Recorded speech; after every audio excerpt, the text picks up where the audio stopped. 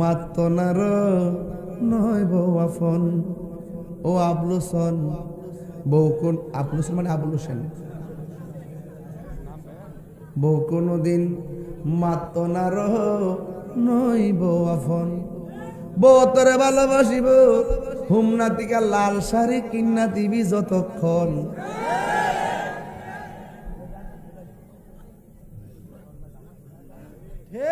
মুরব্বী বেড়া, মুরব্বী বেড়া আসতেছ, ও আসতে আমরা জাগা মতো হয়েছে দেখা যা।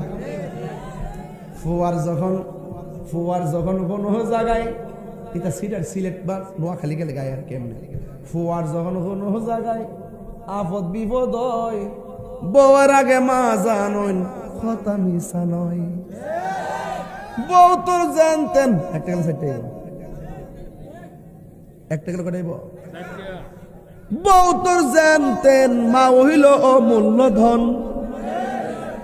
বউ কোনদিন মাত্র নার নয় বউ আফন। ও আবলুসন, বউ কোনদিন মাত্র নার নয় বউ আফন। ঠিক না? আমি এই কথা কই না যে তোমরা বউরে কষ্ট দাও।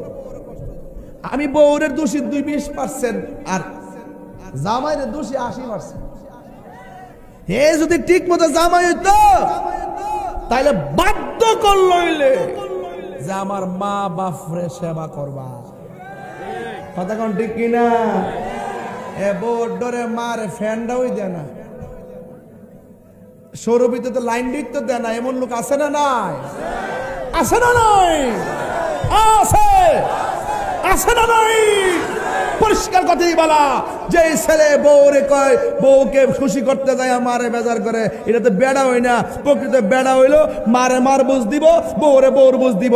আমি কই না যে বউরে ঘৃণা করেন না, বউকে বউর সম্মান দিবা, মাকে মার সম্মান দিবা, দিয়া দুইটা ব্যালেন্স করে যারা চলতে পারবে, এটাই হলো বেড়া। আর যেই ব্যক্তি বউরে খুশি করতে যাইয়া মারে বেজার করে, এটা বিয়া করছে না, এটা বিয়া বইছে।